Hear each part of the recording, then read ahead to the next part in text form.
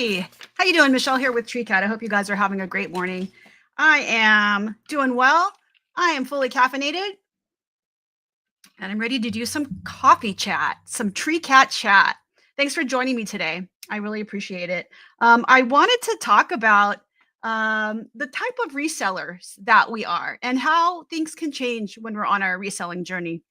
I did a sort of like a deep dive into thinking about my customer and who is the Treecat customer, because Treecat at this point has gone beyond my rage. It's gone beyond my rage. I started Treecat because I was tired of being commoditized as a seller, and I was tired, and I wanted options.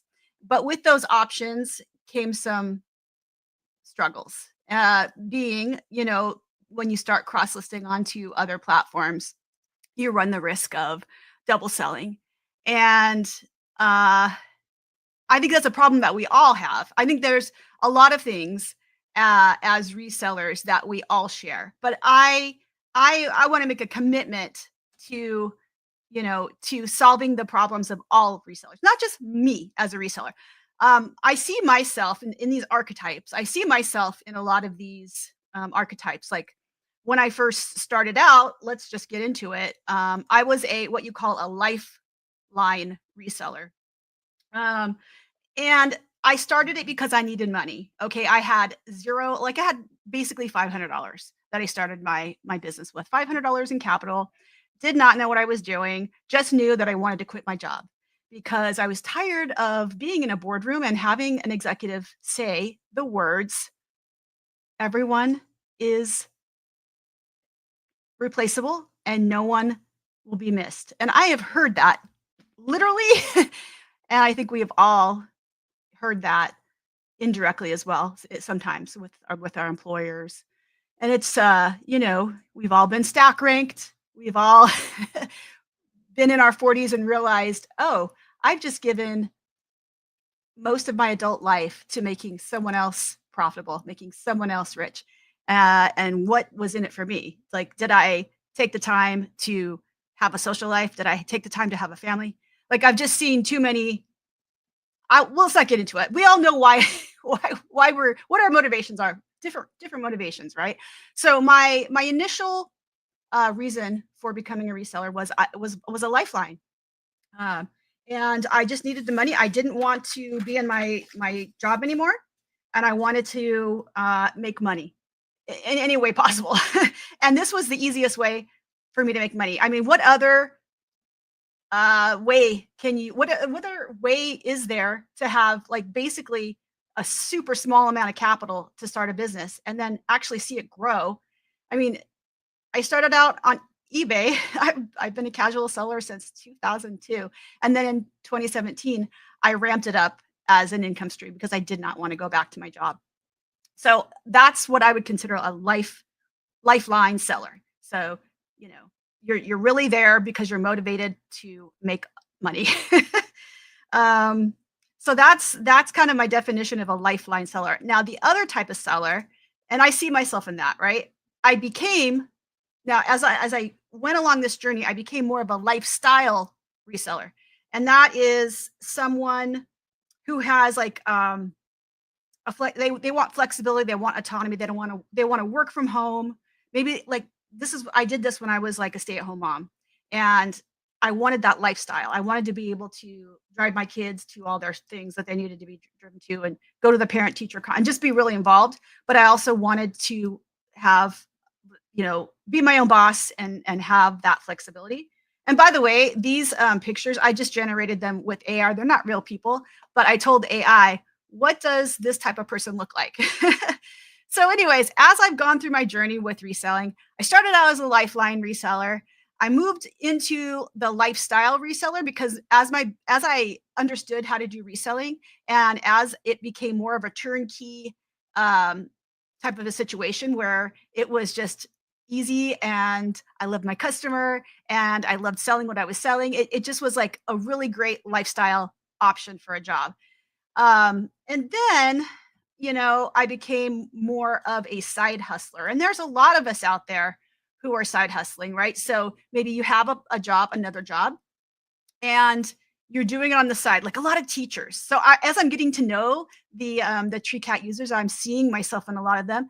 A lot of teachers, a lot of students like that are like, in business school, and they're like, I am going to make some money selling sneakers, right? I see an opportunity out there. I want to do, but I'm busy with school, or I'm busy with my other job, or I'm busy with whatever. And so that's like the side hustler. So I resonate with all these things. I even resonate with the life cycle reseller. This is the life. This is like my daughter. She's really into sustainability. She really loves. She hates fast fashion. Like she does not ever want to buy from Shein. And she, even when she sees Shein at the thrift or Lularoe, she's like, "We're not buying that. You must walk away from the Shein or Shane or however it's pronounced. You must walk away from the Lularoe." Because um, she values quality, like the quality of yesteryear. She loves vintage. She loves the quality of, an old fisherman sweater. And, they just don't make things, they don't manufacture things the way they used to. And there's just a lot of people that are just like, hey, I'm not buying this new crap off of, Amazon. That's imported from China. I'm not doing it. I'm not buying from Temu. I'm going to go thrifting, and I'm going to get myself nice quality pieces that are going to be, make me feel better about my impact on the environment. Right. So that's the life cycle reseller. I get that. I see it in my daughter, and I love the idea of, repurposing, reusing, giving something that you find at the thrift that you're like, this is amazing. This is high quality.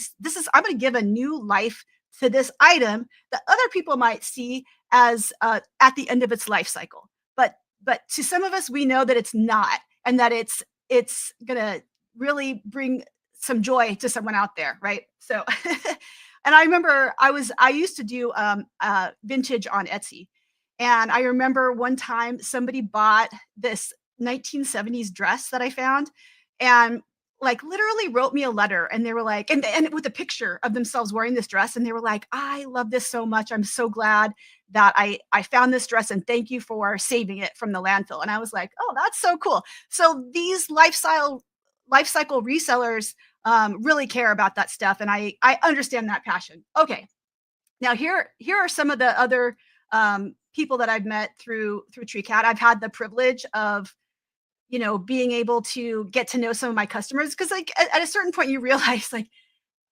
I have the opportunity to move beyond my rage, right? Move beyond my rage of feeling like an angry commoditized seller and actually helping. I have the opportunity to impact people in their lives and their businesses. And so I don't want to take that for granted. And so I'm trying to get to know my customers and understand where I resonate with my customers and where I don't resonate with my customers. I am not a maker. Okay. This is the archetype of the someone who's, really inspired by making stuff. They're a crafter, or they are an artist or an artisan, and they make some really cool stuff, and they want to share that with other people. They're like motivated, right, by making things, and then they get the pleasure and the joy of making a business about something that brings them joy, right?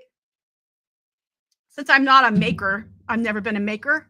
It's hard for me to resonate with this, but I get it. Like I get that there are some people out there that are just super talented and very artistic and very talented, and they're just so happy to share, their passion with other people. But I would love to learn more, right? So, if you're a maker reseller and you have some ideas on how TrueCat can help you, I want to know about it.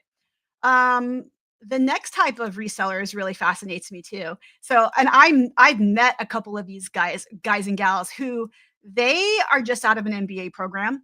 They know exactly how to do a business. They know exactly what they're going to do. They've got a strategy, a business plan, and they are going to execute.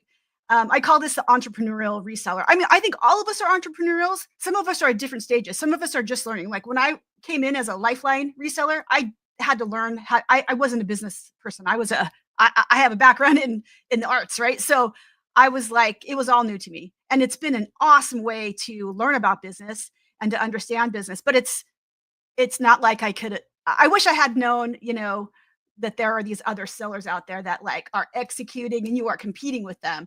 But like all props to these people. I met a guy at as maybe like a year ago at an eBay seller conference. He drove up in a red Lamborghini and I was like, dang, look at him. And he was like, I have an MBA. This is what I sell. He was a cool guy too. He was like, this is what I sell. This is how much I make. And he was killing it.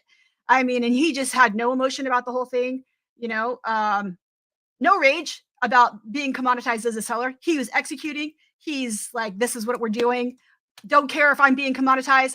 I'm going to pay for click. I'm going to pay to promote. I'm doing all the things and I'm going to be at the top of search, right? Like, so good to know about these other sellers. And sometimes, you know, if you're like this and you want to like compete with these guys, you know, like you could learn a lot from what they're doing. You could reverse engineer what you're doing, you know? So just really, really kind of interesting. Now moving on, this next type of reseller is called the I'm going to actually, you know, I'm going to switch this around. I'm going to talk about the collector reseller. I am not a collector. I do not like clutter, but I know that there are a lot of people out there who have a passion or a specific interest and they collect things like, you know, Legos or trading cards or purses or, oh, there's so many things out there, you know, antiques, just you name it. There's a person out there collecting it and they are just intrinsically motivated by that category item that they sell. Maybe they're like, you know, funding their habit of collecting too, right? And they keep recycling and saying, I love this purse for, you know, I carried this purse for, uh, you know, this season. Now I'm gonna sell it and get the newest purse or whatever their, you know, their passion is for. But me myself, not being a collector, I don't know necessarily, you know, how their needs align with my needs as a seller. Because, like I said, Treecat is becoming bigger than just me and my problem that I tried to solve. And so I'm so grateful to, you know, have met other people who have, you know, similar goals, but might have other ideas on how I can help them, you know, have a more successful business. So super grateful that, you know, to get to know all you guys. And I'm taking it seriously. And I'm not going to do any more rants anymore about being commoditized as a seller. Okay. So this is the seasonal seller. And again, like this is not something that I have a whole lot of alignment with. However, I did at some point start understanding patterns, buying patterns, and realize that reselling just in general is kind of seasonal. And so it's really important to get those items in summer. Like it slows down in summer. There's something called the summer slowdown, and things slow down in summer. And so I had to then start understanding the seasonality of reselling, and that if to a certain extent, some of us are by default seasonal resellers because things slow down in the summer. And so we're not busy in the summer, but I had to start thinking about things I could do to drive sales in the summer. And that's when I started incorporating swimsuits to my inventory and not just selling bras and shapewear. So I guess I do actually resonate with this one more than I thought. But those are the types of sellers that I've kind of gotten to know so far, you know, in this job as being a co-founder of Treecat. And let me know if I'm missing anything. I don't know if there's some type of seller that I'm missing. Let me know. But like these are the ones that I've kind of gotten to know, and have had the privilege to help solve their problems and want to continue to help solving their problems. What else do we want to talk about? So I guess I want to pose the question like, you know, what kind of seller are you? And do you resonate with some of these archetypes? And do you have you found that your journey has changed and that your selling motivation has changed? I do.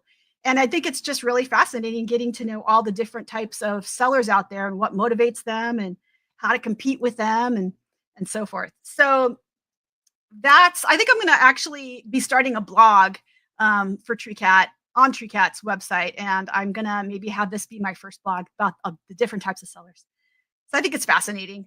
Anyways, so that was kind of my my thing that I wanted to talk about. I have a few quick updates. So I want to talk about news, updates, and questions. Some exciting news.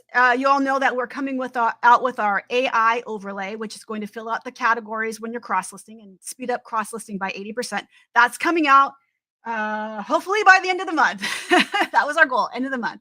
So we're crossing our fingers that it will be released in beta uh, at the end of the month. So keep an eye out and, let us know if you're interested in trying that beta out and being a beta tester for that.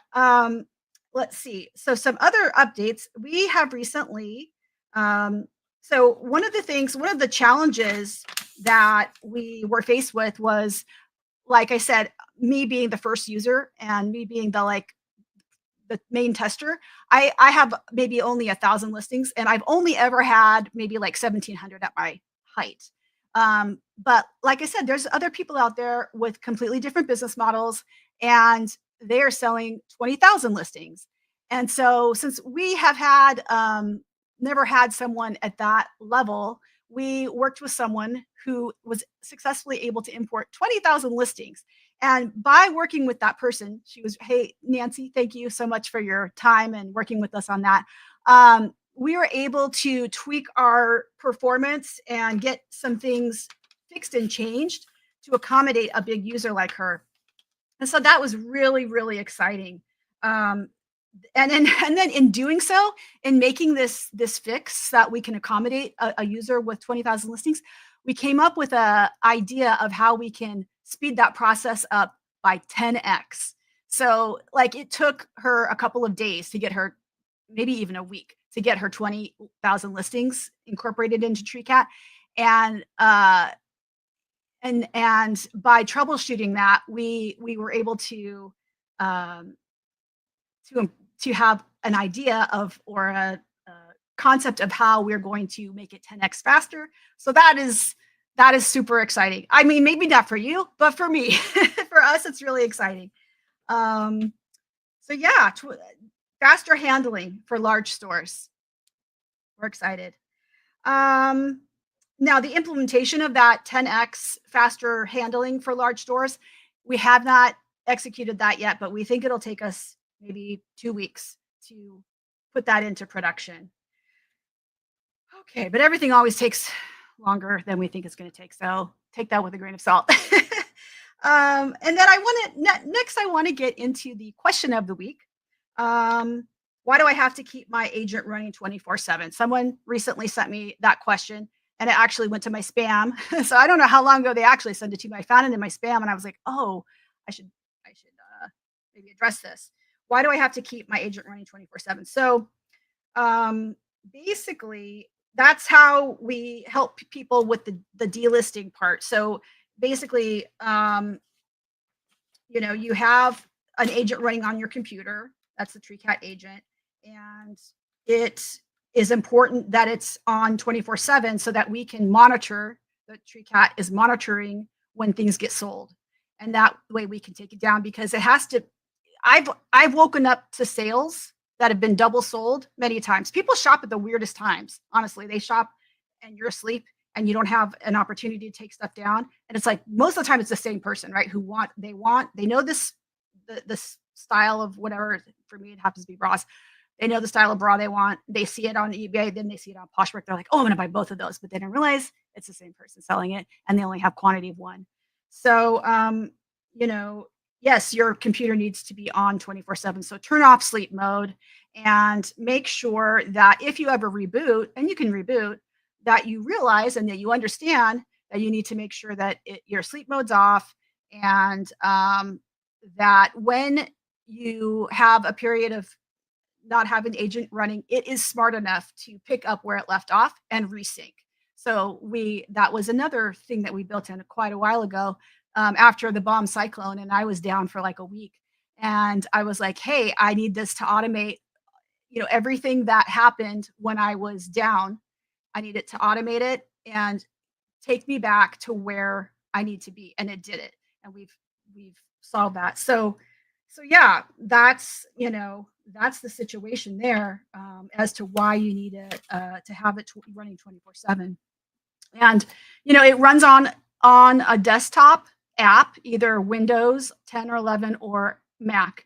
It's not a Chrome extension. We decided not to go that route, just because Chrome extensions are kind of flaky, and it's really tough to run a 24/7 um, operation. And you're kind of taking out the middleman, right? You're running it right um, on the OS. You're not like there's not like that second uh, middleman being the Chrome extension in the browser. So you're running directly. And so we felt that was a better way to architect it. And so we're a little bit different. We do things a little bit different in that way. We do things a little bit different with our pricing. We only have you pay when we take down the item that you've cross listed. We take down it sells, and then we take it down from the other platforms. So it's called Pay as You Sell, PAYS, and we have a trademark for that. And we hope that it helps you, with your cyclical seasonal reselling. If you feel like, hey, I'm paying $75 and I'm being nickeled and dimed, ours is all inclusive. You get the free Poshmark sharing, you get the free delist relist, it's unlimited. You get guest accounts, so you can bring in your helpers and they don't have to know your password. And yeah, that's how we do it. That's how we do.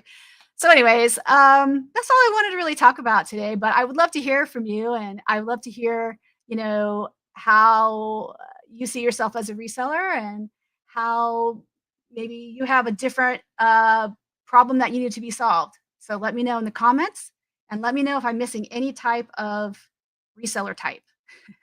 All right. With that being said, I hope you have a great weekend. And thanks again for watching. I do appreciate it. Give me a thumbs up, give me a like, and have a great day. Mahalo. Bye bye.